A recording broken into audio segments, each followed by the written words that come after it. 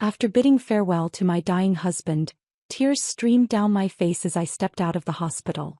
But then I overheard two nurses whispering in hushed tones, their words carrying a shocking secret that sent a chill through my spine. What they said, it changed everything. My heart skipped a beat. I had just kissed Hunter's forehead for what I knew would be the last time when I stumbled into the hospital corridor, my vision blurred with tears. The oncology ward's automatic doors sealed behind me with a soft hiss, cutting me off from the man I'd loved for 12 years. My legs barely carried me to the elevator when I heard them. Two nurses near the medication cart, their voices low but clear in the empty hallway. "Did you process that insurance redirect for the Mitchell case like Marcus requested?" The first nurse asked, checking her tablet. "The one where the wife doesn't know about the secondary payout?" My hand froze on the elevator button. Marcus, Hunter's best friend, our financial advisor, the man holding power of attorney while Hunter lay dying. The shock of those words made me step back into the shadows, but my mind couldn't process them yet. Not when Hunter's last breath still echoed in my ears. Not when I could still feel the warmth leaving his hand as I held it. The nurses continued their conversation, unaware of my presence, and I remained frozen, caught between grief and a growing sense that something was terribly wrong. 3 years ago none of this would have been imaginable. Hunter and I had built our life with the careful precision of people who knew what it meant to work for everything they had. Our one-bedroom apartment downtown wasn't much, but it was ours. Every morning at 6, I would wake to find Hunter already dressed in his Brennan construction uniform, making coffee in our narrow kitchen while whistling whatever song had been stuck in his head from the radio. He would crack eggs into our single good pan, the cast iron skillet his grandmother had given us as a wedding gift, and ask about my upcoming shift at the hospital. Administrative coordination sounded more impressive than it was. I spent my days processing insurance forms, scheduling appointments, and managing databases at Presbyterian Medical Center. Hunter would joke that I knew more about medical billing codes than most doctors knew about medicine. But the job had excellent benefits, and combined with his construction salary, we were slowly building something solid. Marcus had been part of that foundation from the beginning. He and Hunter met in college, two kids from working-class families trying to make something of themselves. When Marcus went into accounting and Hunter into construction, they remained close in the way that men sometimes do, through fantasy football leagues, weekend beer sessions, and an unshakable loyalty that survived Marcus's rise into financial success and Hunter's steady blue-collar contentment. Every Sunday during football season, Marcus would arrive at our apartment with his wife Christina, carrying bottles of wine that cost more than our weekly grocery budget. "Brother from another mother," Marcus would say, clapping Hunter on the back, settling into our worn couch as if it were the leather sectional in his own suburban home. Christina would air-kiss my cheeks, her perfume expensive and subtle, complementing whatever simple meal I had prepared while somehow making me feel both welcomed and inadequate. "You two work too hard," Christina would say, usually after her second glass of wine. "Marcus could help you invest better. Make your money work for you instead of the other way around." She worked at Southeastern Insurance Group, climbing the corporate ladder with her MBA and perfect manicure, while I filed papers and answered phones. But she never made me feel less than, not explicitly. She would share makeup samples from corporate events, gossip about her coworkers, plan double dates to restaurants we secretly couldn't afford. Those Sundays felt like family. Marcus and Hunter shouting at the television, debating plays and coaching decisions with the passion of men who'd never played beyond high school. Christina helping me in the kitchen, teaching me about wine pairings I'd never remember, both of us rolling our eyes at our husband's intensity over a game. The apartment would be too warm, too loud, too crowded, but alive in a way that made Monday mornings feel possible. Hunter and I had our own rituals beyond those social Sundays. Wednesday nights meant budget meetings at our small dining table, Hunter with his notebook, me with my laptop, calculating how much we could save each month. The refrigerator held our grocery list, meticulously planned to stretch every dollar. Friday nights meant dinner at Romano's, the Italian place 2 blocks away where Tony, the owner, would greet us like family and sometimes slip us a free dessert. "Next year," Hunter would say during our Wednesday sessions, pointing to the fertility clinic brochures we kept in a folder marked Future. The IVF consultation had been sobering. Tens of thousands of dollars for a chance, just a chance at the family we desperately wanted. But Hunter was optimistic in the way that people who work with their hands often are. problems had solutions. Everything could be built with enough effort and planning. "I'll take on weekend projects," he promised. "You can pick up extra shifts. We'll make it happen, Alexis. Can you imagine teaching our kid to throw a football in the park down the street?"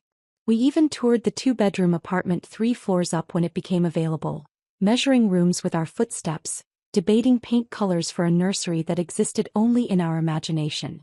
The rent increase would strain us, but by the time we needed it, we figured we'd have figured it out. That's what we always did, figured it out together. Everything changed 8 months ago. Hunter had gone for a routine physical, something his company required for insurance purposes. He'd been tired lately, but construction was demanding work. He'd lost some weight, but we'd both been trying to eat healthier. The blood work was supposed to be routine, checking cholesterol and basic levels. The call came on a Thursday. I remember because I was preparing my weekly reports when Hunter texted that he needed to talk to me about something important when I got home. No emoji, no context, just those words that made my stomach tighten with inexplicable dread. I found him sitting at our dining table, still in his work clothes covered in drywall dust, holding a letter from the doctor's office. His hands were shaking slightly, and Hunter's hands never shook. He'd run power tools and handled dangerous equipment for over a decade without incident. "They found something in the blood work," he said, his voice steady but hollow.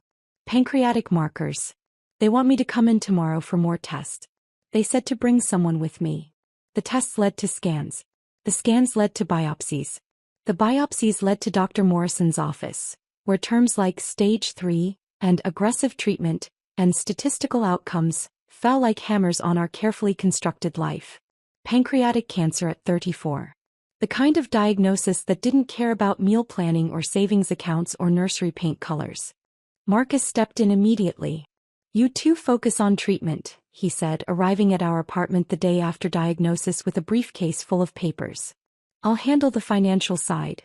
Insurance claims, treatment authorizations, managing your savings for maximum efficiency. That's what I do, Hunter. Let me do this for you." Hunter, already exhausted from the first round of tests and facing the tsunami of treatment ahead, signed the power of attorney papers without hesitation. This was Marcus after all. His brother from another mother. The best man at our wedding. The person he'd trust with his life, and now, as it turned out, with his death. The chemotherapy suite at Presbyterian Medical Center became our new reality 3 weeks after diagnosis.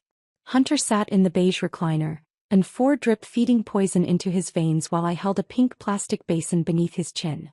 The nurse had warned us about the nausea, but nothing prepares you for watching someone you love retch until their body has nothing left, then continue heaving anyway. 6 hours we stayed in that chair, Hunter's body rejecting the very medicine meant to save him. Marcus arrived during hour 4, walking into the treatment room with his leather briefcase and concerned expression. He pulled papers from his bag while Hunter dozed fitfully between waves of sickness, the medications finally providing brief moments of relief. "I need you both to sign these," Marcus said quietly, spreading documents across the small rolling table meant for juice cups and crackers that Hunter couldn't keep down. "Power of attorney paperwork. Just in case things get complicated with the insurance company. My firm can handle all the claims processing, make sure you get maximum coverage without the runaround." Hunter's eyes were barely open, his hand shaking as Marcus guided the pen. I started reading through the dense legal text, but Christina appeared then, carrying coffee and sandwiches from the cafeteria, distracting me with questions about Hunter's treatment plan. By the time I looked back, Hunter had signed everything, and Marcus was tucking the papers away with efficient movements. "Don't worry about any of this financial stuff," Marcus said, patting Hunter's shoulder carefully as if he might break. "That's what I'm here for. You two just focus on getting through treatment." The treatments became a brutal routine. Every other Thursday, we would arrive at 7 in the morning for blood draws, wait for counts to be verified, then proceed to the chemotherapy suite if Hunter's body could handle another round. More often than not, his white blood cells were too low, his platelets dangerously depleted, forcing delays that Dr. Morrison assured us were normal but felt like losing ground in a war we were already losing. Hunter's transformation happened gradually, then suddenly. First, his appetite disappeared entirely. The man who used to devour entire pizzas could barely manage 3 spoons of soup. His jeans began hanging loose, then falling off entirely, requiring a new wardrobe from the thrift store in smaller and smaller sizes. The muscle definition from years of construction work melted away, leaving sharp angles where strength used to be. One morning I found his wedding ring on the bathroom counter. Hunter stood in the doorway, his eyes red and swollen, holding up his left hand where the gold band had simply slipped off during his shower. Without a word, I took the ring and threaded it onto the silver chain I wore, letting it rest against my heart where it would be safe until his fingers could hold it again. His beloved tools migrated from the truck to our hallway closet one by one. The hammer he'd bought with his first paycheck. The level his father had given him before he died. The nail gun that had built dozens of homes across the city. Each tool represented another piece of Hunter's identity being carefully stored away, waiting for a recovery that seemed increasingly distant. "I'm useless," he whispered one night after spending 20 minutes trying to open a jar of peanut butter, his hands too weak to grip the lid. "Can't work, can't provide, can't even feed myself." I climbed into bed beside him, careful not to disturb the port installed in his chest for easier access. "You're fighting cancer, Hunter. That's your job right now. And you're not useless. You're the strongest person I know." But his eyes told me he didn't believe it. Every medical bill that arrived, every insurance explanation of benefits, every prescription copay became another weight on his conscience. Marcus visited weekly with financial updates, always in the evening when Hunter was most exhausted, spreading spreadsheets across our dining table with increasingly grim projections. "The experimental drug trial Dr. Morrison mentioned isn't covered," Marcus explained during one visit, his face appropriately somber. "Insurance considers it investigational. We're looking at $40,000 out of pocket just to get Hunter enrolled." Hunter's face went gray, and not from the chemotherapy. "We don't have $40,000. Your savings is down to about $15,000 after the deductibles and copays," Marcus continued, pulling out another sheet. "But there are options. You could sell the truck, maybe borrow against the life insurance policy. I can structure it so the payments are deferred until after treatment ends." Each suggestion carved another piece from Hunter's pride. The truck he'd bought himself after his first promotion. The life insurance policy meant to protect me if the worst happened. Everything he'd worked for being slowly liquidated to buy more time, though nobody would say how much time we were actually buying. Christina began appearing at the hospital during Hunter's treatments with increasing frequency, always carrying folders that needed urgent signatures. She would arrive when the pre-medications made Hunter drowsy, when his judgment was compromised by drugs and exhaustion. "Just routine insurance paperwork," she would say, her voice honey-sweet, those perfectly manicured nails tapping against the papers when I tried to read them carefully. "You know how these companies are. Everything in triplicate, signatures on every page. I'm trying to fast-track your claims through my department." Something about her eagerness made my skin crawl. The way she would check her phone constantly, texting someone while we signed. How she always positioned herself between me and the documents, pointing to signature lines while blocking the actual text with her hands. Once, when I insisted on reading everything, she sighed dramatically. "Alexis, I'm trying to help here. Do you want to spend 3 hours reading legal jargon, or do you want to hold your husband's hand while he goes through treatment? I've already reviewed everything. It's all standard forms." Hunter, green-faced and trembling from nausea, looked at me pleadingly. So I signed. We both signed. Stack after stack of papers that Christina whisked away into her designer bag, promising to process everything immediately.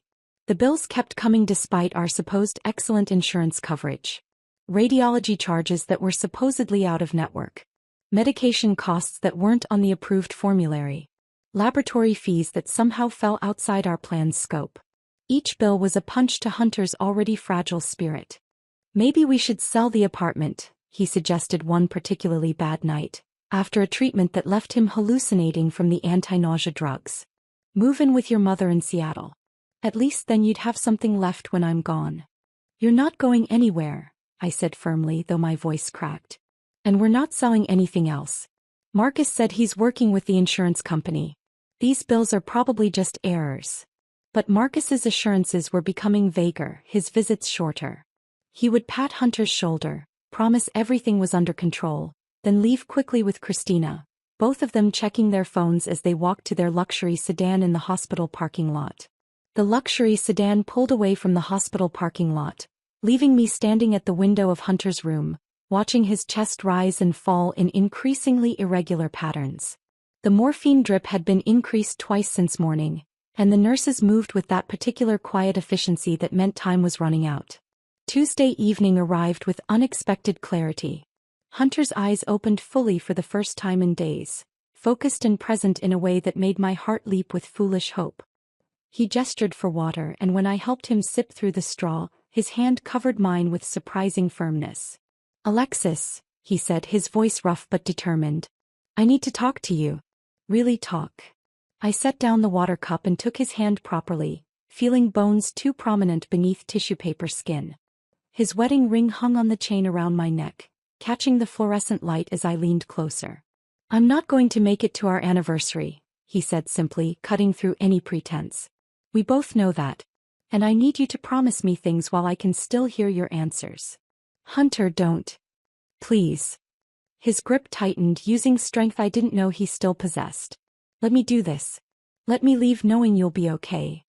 The tears came then, hot and unstoppable, but I nodded because denying him this conversation would be crueler than having it. "You're 31 years old, Alexis. You have so much life ahead of you. I need you to promise you won't stop living when I stop breathing." His eyes, still that brilliant blue despite everything, held mine steadily. "Find someone who makes you laugh again. Have those babies we dreamed about. Give them the life we planned, just with someone who deserves you. Nobody could replace you," I whispered, my throat tight with grief. "I'm not asking you to replace me. I'm asking you to continue. There's a difference." He paused, gathering strength. "Marcus has all the financial paperwork sorted. He promised me you won't struggle with money. The insurance, the savings he's managing, it should be enough to give you time to figure out what comes next." Something twisted in my chest at Marcus's name, but Hunter was still talking, urgency driving his words. "Don't refuse his help out of pride, okay? I know you want to handle everything yourself, but Marcus knows what he's doing. He's got your best interests at heart. Promise me you'll let him help you through the financial aftermath." I promised, because what else could I do? Hunter was using his last reservoir of energy to ensure I would be cared for, and refusing him that peace felt unconscionably cruel. He relaxed slightly, sinking back into the pillows, but his hand remained locked with mine. "I love you, Alexis Mitchell," he said, his voice fading. "Every minute of these 12 years has been worth it, even ending like this. You made my life complete." Those were the last fully coherent words Hunter spoke to me. By Wednesday morning he had slipped into a semi-conscious state, occasionally squeezing my hand but no longer opening his eyes. Dr. Patterson, who had been Hunter's oncologist through 8 months of failed treatments, asked to speak with me privately that afternoon. His office felt suffocatingly small as he closed the door behind us. The certificates on his wall, the family photos on his desk, the normality of it all seemed obscene while Hunter lay dying 3 floors below. "Mrs. Mitchell," he began, his voice gentle but direct. "Hunter's organs are shutting down. His kidneys have stopped functioning and his liver is failing. We're looking at 48 hours at most, possibly less." The words hit me physically like a punch I'd seen coming but couldn't dodge. "There's nothing else? We've exhausted all treatment options. At this point we're focused on comfort care. Keeping him pain-free." He paused, choosing his words carefully.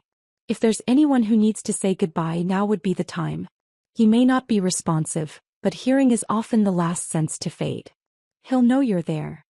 I stumbled out of his office, my legs barely functional, navigating the hospital corridors by instinct rather than sight. The chapel door appeared before me and I pushed inside, grateful to find it empty.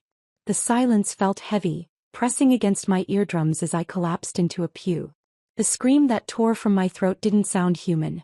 I pressed my hands over my mouth, but the sound escaped anyway, raw and primal. 8 months of watching Hunter fade, of maintaining composure for his sake, of pretending there was hope when statistics said otherwise, it all erupted in that empty chapel. "Please," I begged whatever force might be listening. "Not yet. Give us more time. I'll do anything. Take years off my life and give them to him. Take everything I have, just don't take him."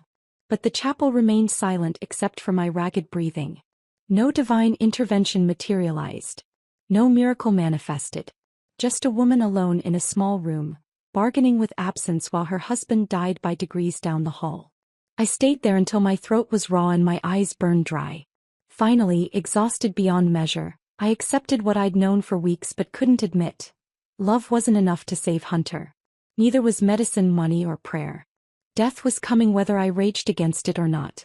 I walked back toward Hunter's room on unsteady legs, but the elevator was occupied, forcing me to take the stairs. The stairwell opened onto a small courtyard where hospital staff took their breaks, and I paused, needing air before returning to Hunter's bedside. 2 nurses stood near the concrete benches, one lighting a cigarette while the other scrolled through her phone. Their scrubs identified them as ICU staff, and their casual conversation drifted across the courtyard. "Did you process that Mitchell account adjustment?" the smoker asked, exhaling into the afternoon air. "Yeah, but it felt wrong," the other replied. "Those redirected payments to accounts his wife doesn't even know exist? That's fraud, plain and simple." My body went rigid. I pressed myself against the wall, barely breathing. "Marcus Porter has been doing this for years," the first nurse continued. "Every terminal patient whose family trust him with power of attorney. He creates shadow accounts, redirects insurance payouts, makes families think they're broke while he's sitting on their money. Christina processes everything through Southeastern Insurance," the second nurse added. "She's the one who makes it look legitimate on paper. They've probably stolen millions by now." My knees buckled. I grabbed the wall for support as 8 months of financial terror suddenly made horrific sense. Every declined treatment, every suggestion to sell our possessions, every guilty look on Hunter's face when he thought he was leaving me with nothing. All manufactured by the man he called brother. The courtyard wall held my weight as the nurse's footsteps faded into the hospital. My phone vibrated in my pocket, a text from the ICU desk asking me to return to Hunter's room. I forced myself upright and walked back inside, my mind splitting into 2 distinct parts. One that needed to be present for Hunter's final hours, and another already calculating how to destroy Marcus Porter. I spent the next 36 hours at Hunter's bedside, holding his hand while his breathing grew shallower. The nurses moved quietly around us, adjusting medications and checking monitors with practiced gentleness. I talked to him about our first date, our wedding day, the furniture he'd built for our apartment. I told him I loved him over and over, hoping the words would follow him wherever he was going. At 3:17 a.m. Thursday morning, my phone rang. I was at home for the first time in 2 days, having been convinced by the nurses to shower and change clothes. The caller ID showed Presbyterian Medical Center. "Mrs. Mitchell?" The voice belonged to Shannon, the night nurse who'd been so kind to us. "I'm so sorry to tell you this over the phone, but Hunter passed away peacefully about 10 minutes ago. He wasn't in any pain." The expected words still knocked the air from my lungs. I thanked Shannon, told her I would be there within an hour to see him and collect his belongings. Then I hung up and sat perfectly still in our dark apartment. Grief demanded tears, demanded collapse, demanded the kind of breakdown I'd had in the chapel. But fury had crystallized into something harder and colder. I opened my laptop instead of crying, pulling up our bank account, then searching for the shadow accounts the nurses had mentioned. The passwords Hunter had shared during his lucid moments worked on more than just our primary accounts. Marcus, in his arrogance, had used similar login structures across multiple platforms. Within an hour, I had accessed 3 accounts I never knew existed, all opened in Hunter's name but linked to email addresses I'd never seen. $487,000. The number glowed on my screen like an accusation. Money that should have gone to experimental treatments, to better medications, to buying Hunter more time or at least more comfort. Instead, it sat in investment accounts generating returns for Marcus while my husband died believing he was leaving me destitute. I printed everything. Bank statements showing the redirections. Investment account summaries. Property records I found through public databases showing a vacation home in Colorado purchased 2 months ago by Marcus and Christina Porter for exactly the amount missing from what should have been our treatment fund. By sunrise, I had 3 binders of evidence and a rage so pure it felt like ice in my veins. That's when I found the email thread in Marcus's account. He'd been careless with his password during one of those Sunday football gatherings, typing it in front of me while logged into our Wi-Fi. The investment opportunity was spelled out in corporate speak, but the bottom line was clear. Marcus's firm was about to close on a major acquisition that would triple their value, but they needed liquid capital by Monday to secure the deal. The exact amount required matched what sat in those shadow accounts, give or take a few $1,000s. 5 days. The funeral would need to happen within 5 days. I called Marcus at 8 a.m., forcing tears into my voice that weren't entirely fabricated. Marcus? Hunter died this morning. His sympathy sounded so genuine I almost believed it myself. Oh, Alexis. I'm so sorry. He was like a brother to me. What do you need? How can I help? I can't think straight, I said, adding a sob for effect. The funeral home wants all these decisions made, and I don't know about insurance or death certificates or any of it. Could you help me arrange everything? You knew Hunter better than anyone. Of course, sweetheart. I'll handle everything. You just focus on grieving. When were you thinking for the service? As soon as possible, I whispered. Monday maybe. I just want this part over with. Monday. The day his investment deal needed funding. The day he'd be too busy playing the grieving best friend to manage the transfer. The trap was set. I made one more call, this time to a number I'd found online for the FBI's Financial Crimes Division. The agent who answered listened to my summary, then asked me to bring my documentation to their field office immediately. By noon Thursday, I sat in a federal building conference room while 3 agents reviewed my binders. Mrs. Mitchell, the lead agent, a woman named Sarah Davies, said carefully, "This is extensive evidence of fraud. We'll need to move quickly if that investment deadline is real. Can you maintain normal contact with Mr. Porter until Monday?" I nodded, my exhaustion suddenly visible. "He's helping me plan my husband's funeral. He'll be there. Christina too." Agent Davies exchanged glances with her colleagues. "We'll be there as well." Friday afternoon, my mother arrived from Seattle. Eleanor Brennan was 63 years old, sharp as a surgical knife and not easily fooled. She took one look at our apartment, at the medical bills stacked on the dining table, at my red-rimmed but dry eyes, and knew something was wrong. "Alexis." She set down her suitcase and studied me.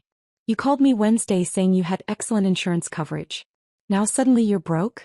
And where are all of Hunter's things?" I pulled her to the couch and showed her one of the binders. Her expression shifted from confusion to horror to rage as she read. When she looked up, her eyes held the same cold fury I'd been carrying for days. "That monster let my son-in-law die thinking he was a failure? Mom, I need you to pretend you don't know any of this at the funeral. Can you do that?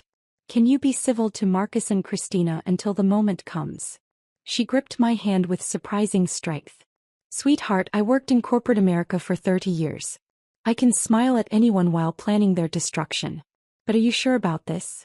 Once you start, there's no going back. Hunter died believing he was leaving me with nothing. He apologized to me for being poor while Marcus sat on almost $500,000 of our money. There's no going back from that." My mother pulled me into a fierce embrace, and for the first time since hearing those nurses in the courtyard, I let myself cry. Not for the money, not even for the betrayal, but for Hunter, who died carrying guilt that was never his to bear. My mother's embrace loosened slowly, and she pulled back to study my face with those sharp gray eyes that had seen through every childhood lie I'd ever attempted. She smoothed my hair back, a gesture from when I was small, then stood with the kind of determination that had carried her through her own widowhood 15 years prior. Monday morning arrived with unseasonable rain, the kind of steady drizzle that turned Nashville gray and mournful. The funeral home Marcus had selected, at considerable expense he assured me, though of course he'd handle it, stood like a mansion among lesser buildings, all columns and marble that Hunter would have found pretentious. I dressed carefully in the black dress I'd worn to my father's funeral, adding the pearl necklace Hunter had given me on our 5th anniversary. His wedding ring still hung on the chain beneath it, hidden but present. The funeral director, a soft-spoken man named Mr. Garrison, guided me through the final preparations with practiced compassion.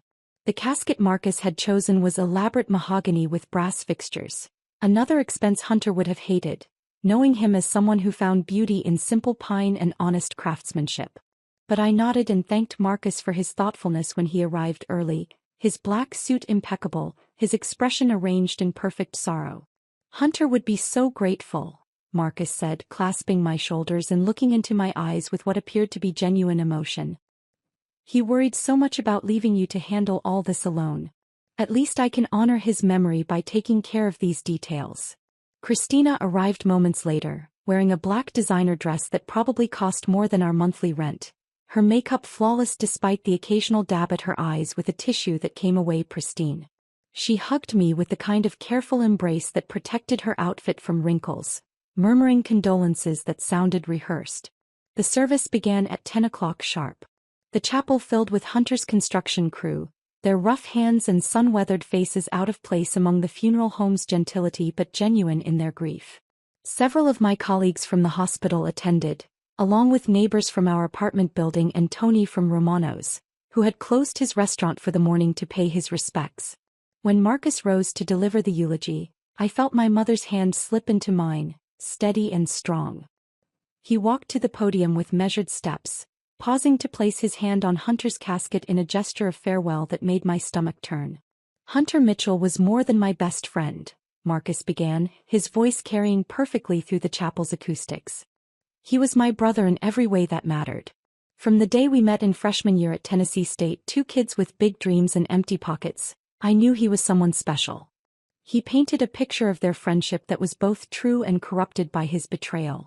The failed landscaping business became a testament to Hunter's work ethic rather than the financial disaster that had nearly bankrupted them both before Marcus went into accounting.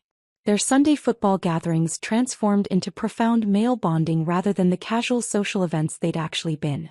Hunter's final words to me, Marcus said, and his voice cracked with what sounded like authentic emotion, were about Alexis. He made me promise to look after her, to ensure she wouldn't struggle with the financial burden of his illness. I gave him my word and I intend to keep it. My fingernails dug crescents into my palm as my mother squeezed back, keeping me grounded. Christina watched from the front row, occasionally touching her eyes with tissue, her phone visible in her purse, screen lighting up with notifications she ignored with apparent difficulty. The service concluded with a hymn Hunter had never particularly liked but that Marcus had insisted was his favorite. As people filed past the casket for final viewings, Marcus appeared at my elbow with his leather briefcase, the same one he'd brought to so many chemotherapy sessions. "Alexis, I know this is difficult timing," he said quietly, "but there are some papers that need to be signed today to expedite the insurance payout. The company needs them by close of business and I wanted to spare you having to deal with this later." He guided me toward a small side office Mr. Garrison had made available, my mother following until Marcus suggested she stay with the other guests. "Family business," he said with an apologetic smile that didn't reach his eyes. The office smelled of old flowers and furniture polish. Marcus spread papers across the desk with efficient movements, yellow tabs marking signature lines. The life insurance claim forms looked standard enough, but I noticed the beneficiary payment instructions had been altered, though the changes were subtle enough that someone drowning in grief might miss them. "Everything's been expedited," Marcus explained, producing an expensive pen from his jacket. "You'll have funds within 72 hours instead of the usual 2 weeks. I called in some favors at Christina's company." I picked up the pen then set it down again. "Marcus, there's something I need to ask you about." Hunter mentioned something in his final hours, when the morphine was making him confused. He kept talking about accounts, about making sure I knew about all the accounts. Marcus's expression shifted minutely, a tightening around his eyes that someone who hadn't been watching for it might miss. "Hunter's medications made him say a lot of things toward the end. The accounts are all in order, I assure you." "He was very specific," I continued, watching his face carefully. "He gave me passwords, insisted I write them down. He kept saying there was more money than I thought, that you would explain everything." The eagerness that flashed across Marcus's features confirmed everything I'd suspected.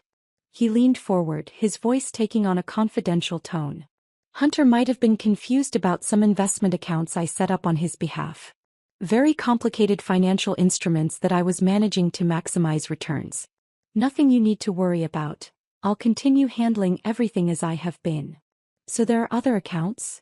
I pressed, maintaining the facade of confused widow. "Technical details that would only confuse you during this difficult time," Marcus said smoothly. "Just sign these papers and I'll ensure everything is taken care of." That's what Hunter wanted. Christina appeared in the doorway, her phone in hand. "Marcus, we need to process these before the banks close." "Is she signing?"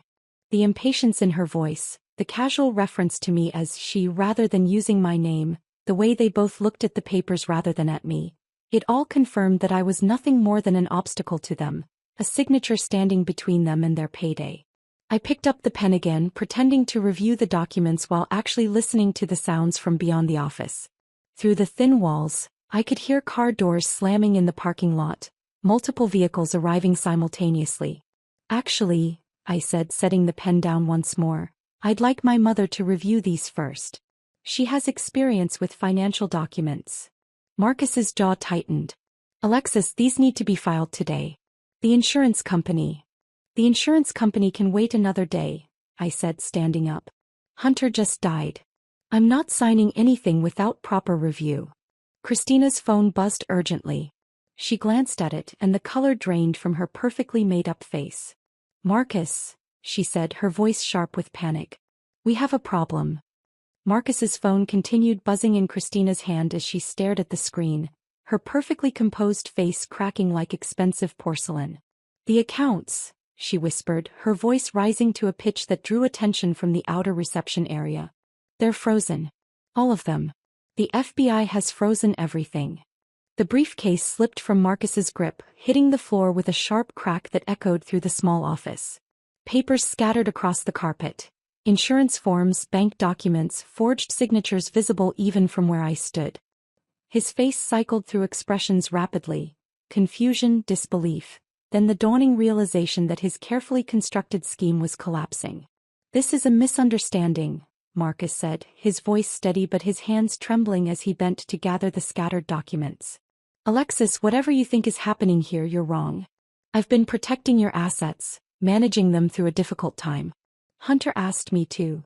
The office door opened fully and Agent Sarah Davies entered with 2 other federal agents, their badges visible on their belts.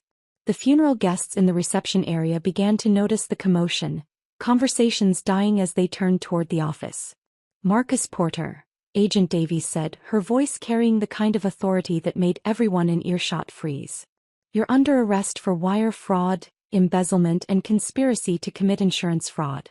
Marcus straightened slowly, the papers in his hands forgotten. His sophisticated businessman facade cracked, revealing something desperate and cornered beneath. This is insane. I want my lawyer. Alexis, tell them Hunter wanted me to manage everything. Hunter wanted his medical treatments paid for, I said, my voice stronger than I expected. He wanted to live. He wanted to stop apologizing for being poor while you sat on $487,000 of our money. Marcus lunged for the door, dropping the remaining papers as he tried to push past Agent Davies. I need to make a call. This is a mistake. I have meetings, obligations. A second agent blocked his path while Davies began reading his Miranda rights. Marcus's composure shattered completely as he realized there was no escape route. You don't understand, he said, his voice climbing. I was protecting those funds. The medical expenses would have drained everything. I was being strategic, ensuring Alexis would have something left after. After my husband died? I interrupted, stepping closer despite my mother's restraining hand on my arm. You mean after he died thinking he was a failure? After he spent his last conscious moments apologizing to me for leaving me with nothing? Christina's shriek cut through the tension. I didn't know anything about this. She backed against the wall, her designer heels catching on the scattered papers. Marcus handled everything. I just processed paperwork. Standard insurance forms. I had no idea. Standard insurance forms that redirected payments to accounts in Colorado? Agent Davies asked, producing handcuffs. Forms with your digital signature authorizing transfers?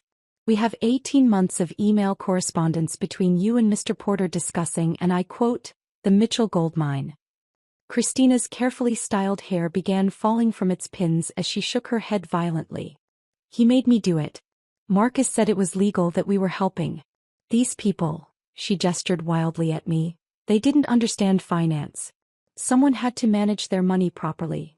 We were too stupid, you mean? My mother stepped forward, her voice deadly quiet. Too trusting, too focused on saving my son-in-law's life to notice you bleeding them dry. The funeral guests had begun gathering in the doorway, Hunter's construction crew standing bewildered as they watched their friend's funeral transform into a crime scene. Tony from Romano's had his phone out, recording everything with the shocked expression of someone watching a car accident in slow motion. Christina's mask slipped entirely. "Yes," she screamed, mascara running in black streams down her cheeks. "You were too trusting. Who gives power of attorney to someone without reading the fine print? Who doesn't check their own accounts for 8 months? You practically handed us that money." I pulled the binders from my bag, the ones I'd prepared with Agent Davies's guidance. "Every transaction," I said loud enough for everyone to hear. "Every redirected payment. The Colorado property you bought 2 months ago for $300,000. The investment accounts in the Cayman Islands. The emails where you laughed about Hunter dying before he could figure it out."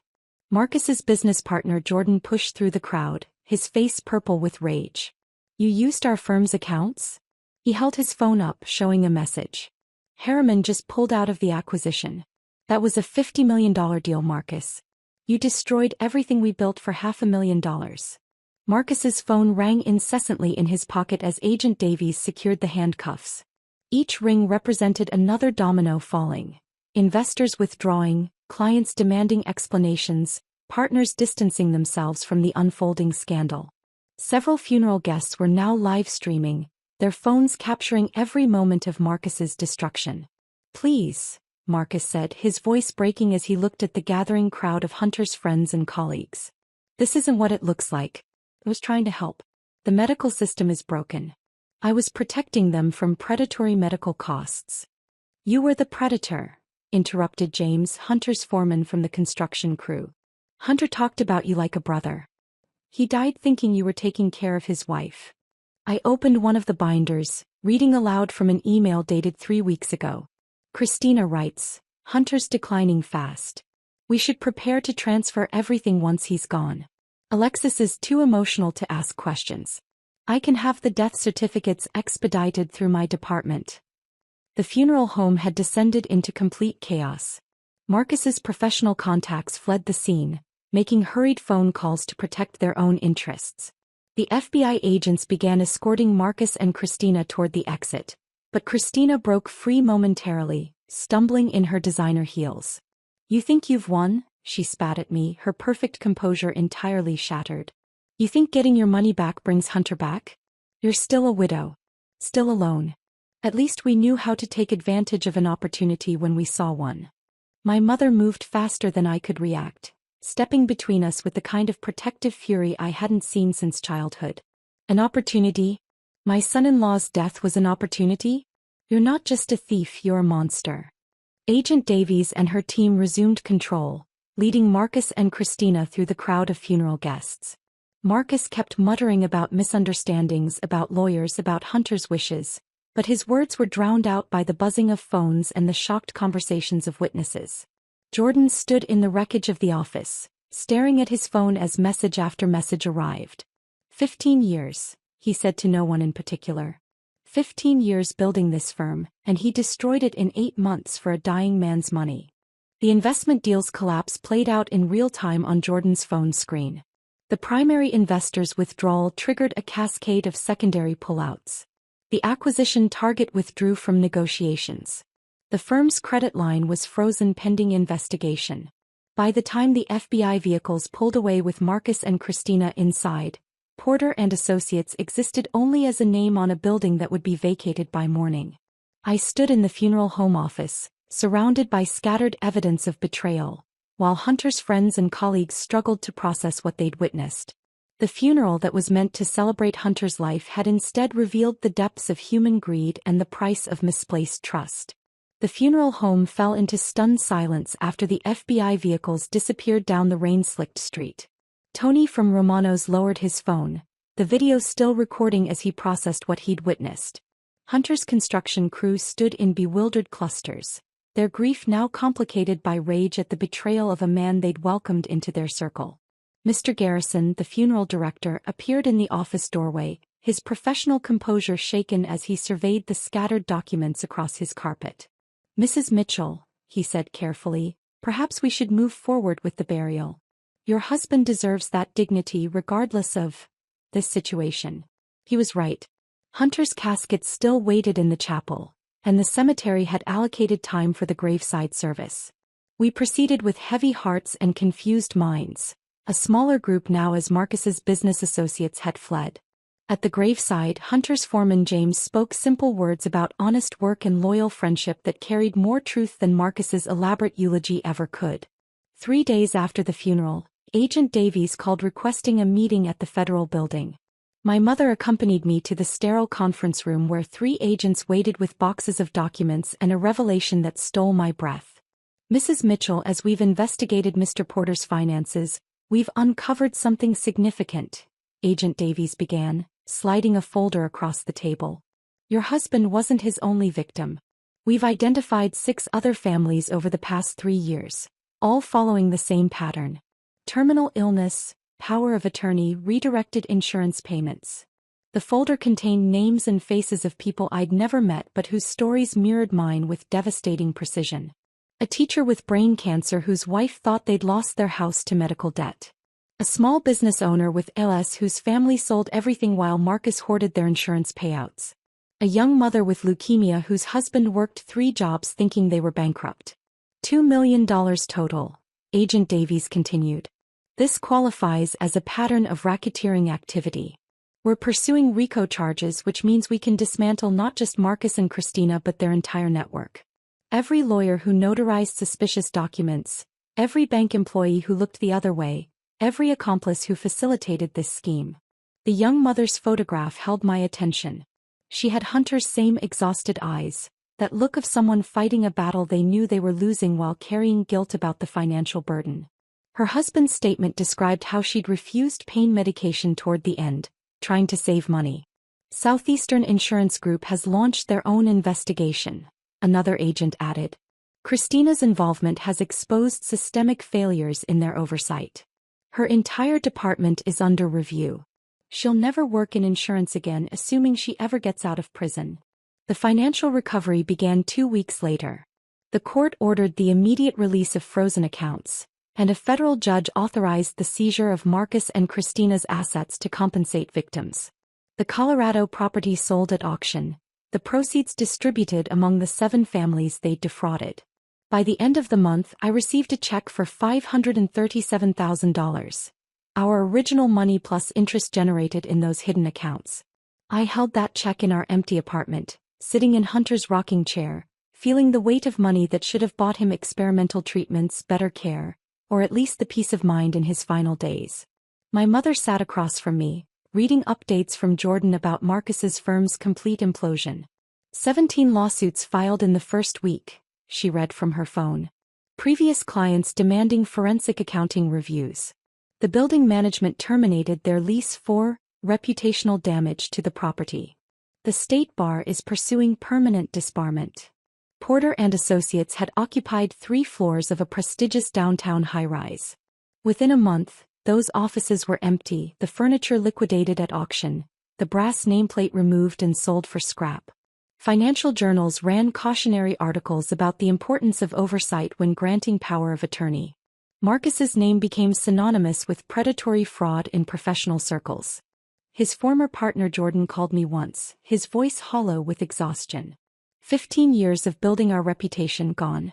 Every client we ever had is under review. My own accounts are frozen pending investigation, even though I knew nothing about his scheme. He didn't just steal from dying people, Alexis. He destroyed everyone who ever trusted him. Even Marcus's defense attorney, a high-profile criminal lawyer who'd initially taken the case for its publicity value, withdrew representation after reviewing the evidence. His public statement claimed irreconcilable differences in legal strategy, but sources told Agent Davies he'd privately called Marcus's actions indefensible. I received Hunter's complete medical records as part of the investigation's discovery process. Reading through his final days, I found Dr. Morrison's notes from Hunter's last conscious hours. Patient expressed repeated concern about leaving wife with financial burden. Requested confirmation that friend Marcus Porter was managing affairs appropriately. Reassured patient that his arrangements appeared to be in order. Patient seemed peaceful after discussion. Hunter had died believing Marcus was protecting me. That small mercy meant everything. He'd never known about the betrayal, never had to reconcile the brother he'd trusted with the predator who'd exploited his dying days. His last thoughts of Marcus were of gratitude for a friendship that had been a performance, but at least Hunter never knew the truth. The sentencing hearing arrived 6 months after Hunter's death, on what would have been our 13th anniversary. The federal courthouse downtown was newer than the funeral home but carried the same institutional coldness. Marcus and Christina appeared in orange jumpsuits, their designer clothes and careful grooming replaced by prison uniforms and reality. The judge, a severe woman named Patricia Hawkins, reviewed the charges with methodical precision.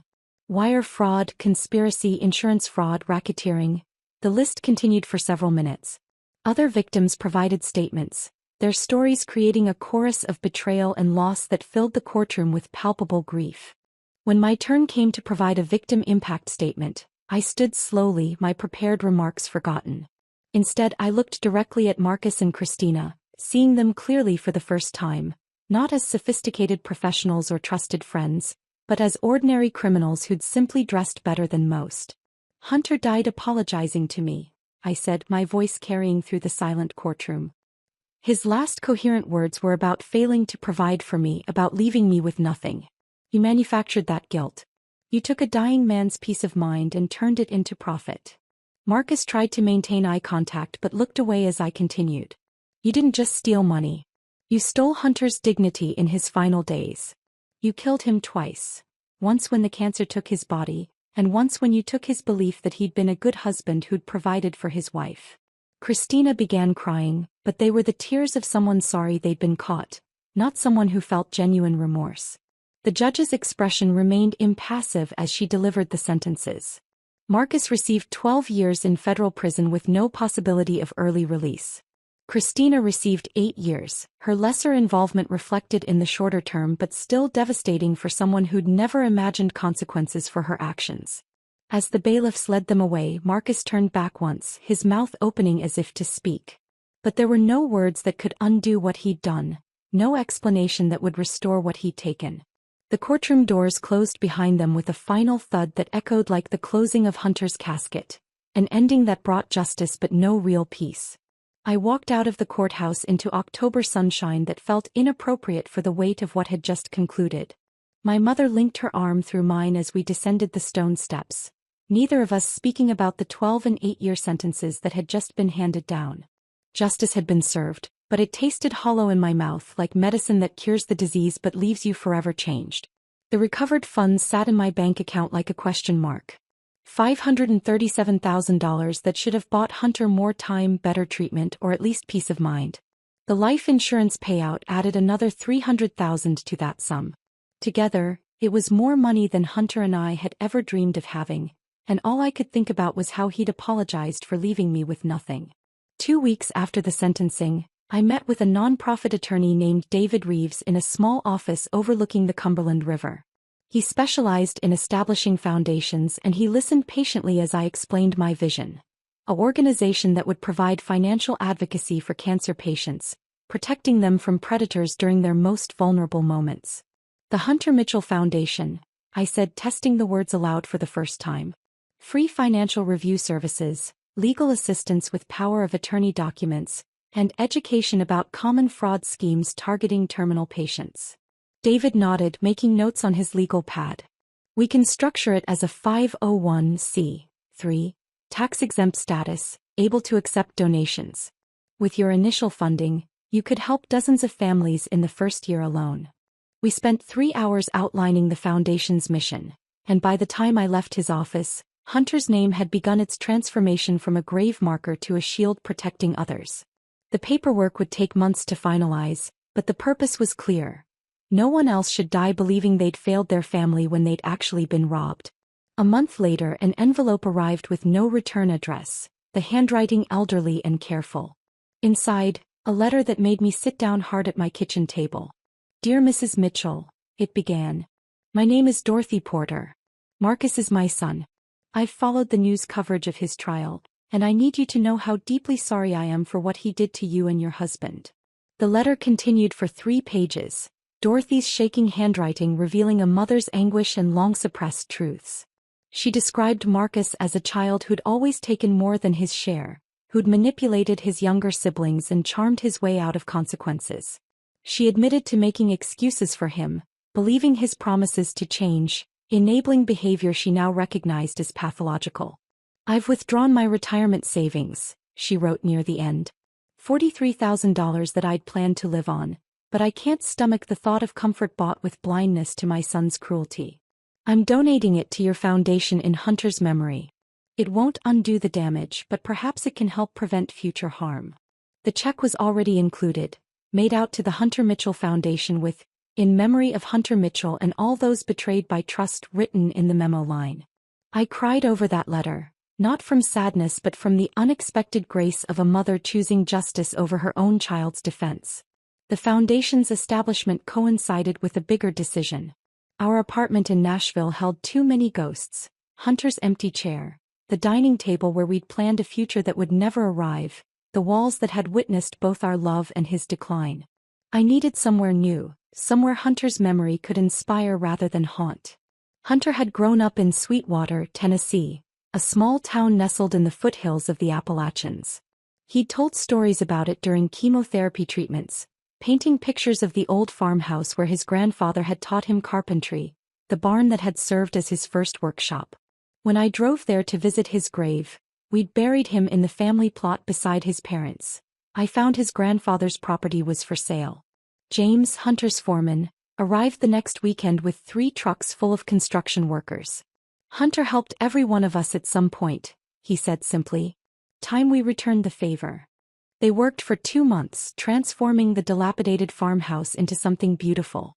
The barn, where Hunter had dreamed of one day having his professional workshop, became a grief counseling center with space for support groups and financial planning sessions. We installed a small plaque by the door, the Hunter Mitchell Center for Patient Advocacy. The foundation's first case came through Dr. Morrison's referral, a young family with a 5-year-old daughter fighting leukemia. The father's business partner had offered to manage their finances during treatment, presenting paperwork eerily similar to what Marcus had used. Our volunteer attorney reviewed the documents, found the hidden redirections, and helped the family maintain control of their assets. The little girl received her bone marrow transplant on schedule, funded by insurance payments that actually reached their intended destination. Spring arrived gradually in Sweetwater, dogwood blossoms appearing like hope after winter's grief. On the first anniversary of Hunter's death, I sat beside his headstone with a thermos of coffee from Romano's. Tony had mailed it specifically for this occasion, and a folder of updates about the foundation's work. "We helped 17 families this year," I told the polished granite marker, running my fingers across his name. "That teenage girl in Memphis whose father was dying of kidney disease. His best friend was pulling the same scam Marcus did. We caught it in time. Her dad got his transplant." The cemetery was quiet except for birds and distant traffic. I pulled out Dorothy Porter's letter, reading her words aloud so Hunter would know that even Marcus's mother had chosen justice over denial. "You didn't leave me with nothing," I said, my voice steady now with conviction rather than grief. "You left me with 8 months of fighting alongside you, watching you face the impossible with grace. You left me with the strength to recognize betrayal and the courage to fight back. You left me with a purpose." A wind chime someone had hung on a nearby tree rang softly, and I chose to interpret it as Hunter's acknowledgement. The foundation would continue growing, protecting families from predators who prey on grief and desperation. Marcus and Christina would serve their sentences while Hunter's name would serve a higher purpose, transforming from one man's mortality into countless families' protection. If this story of betrayal and justice kept you riveted until the very end, please hit that like button right now. My most powerful moment was hearing those nurses reveal Marcus's fraud while Alexis stood frozen in that hospital courtyard, her entire world shifting in an instant. What moment hit you the hardest? Share your thoughts in the comments below. Don't miss more gripping stories of resilience and redemption. Subscribe and hit that notification bell so you never miss an upload.